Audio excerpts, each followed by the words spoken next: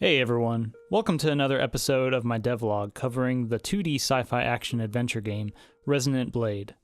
Since the last time, where we took a look at the Hollow Arena, the Citadel, and the new quest system, work on Resonant Blade has become a bit more scattered and chaotic, but still mostly productive.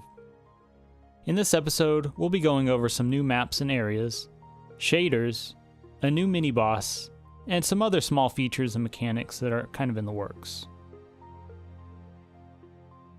Since the city is mostly built already, I've slowly been trying to build the world out more and get to the part where the player starts to encounter danger and puzzles. I started on the abandoned subway area, and then from there, connecting caves and tunnels.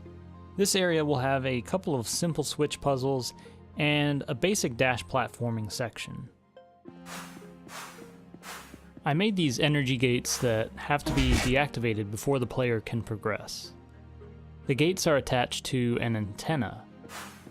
Using the AV augment, the player can see the color of the frequency that the antenna is transmitting. This signal is paired to a nearby antenna attached to a crystal resonator.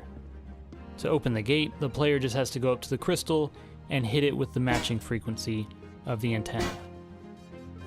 After getting through the two energy gates, the player will enter a chamber where the mini-boss Krax appears. Krax is a bounty hunter artificial intelligence tasked with hunting you down for some unknown reason. He's still a work in progress, but I have most of his behaviors and animations finished. He has 3 different attacks: the ground slam, a counterattack, and the blade beam. Getting hit by the ground slam will knock the player down for a short time. When Krax is holding up his sword, and you try to attack him, this will cause him to counter with an unblockable attack. In order to hurt Krax, the player must parry and absorb 3 blade beam attacks of certain resonant frequencies, red, yellow, and blue. Absorbing these frequencies into the resonant blade will grant the player with the blade beam ability. Using Krax's own attack against him will stun him and disable his defenses, allowing the player to go in and damage him with normal attacks. Still a lot of details to tie in, but this first mini-boss is almost finished. Moving away from the new areas, I've been working on trying to improve the visuals and add in some more interactive mechanics to the gameplay.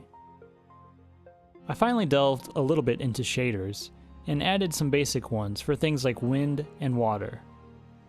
I also added some other ones that come in handy, like a holograph shader for NPC holograms and signs, and also a glowing outline shader that can be useful for indicating visually what resonant frequencies are showing for the player or enemies.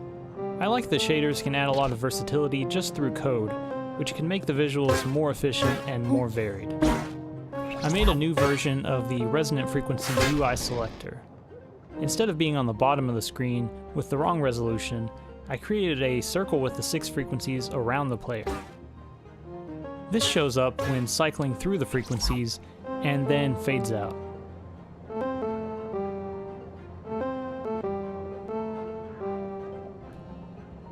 I updated the death animation for the drone enemies. Now they kind of break into chunks, which are then sent flying everywhere. To make interactable doors more obvious than before, I created a holographic interface in front of them. The player can then walk up to them and hold Activate to open the doors. I also made a slight modification to the player light so that it only lights up a sprite when standing in front of that sprite. This was really annoying when you could see the player light behind walls or other sprites. I modified the player dash mechanic so that the player moves via rigid body and physics rather than from the transform component. This seemed to fix things like the player dashing through collision boxes sometimes, and just made the overall movement seem more stable. Along with this, I updated the dash so that you can now dash up and down horizontal facing stairs while maintaining the correct upward and downward angles. I had this working with running, but just had to include the dashing in there as well. I did some initial testing for Gamepad controller support with an old Logitech controller I had laying around.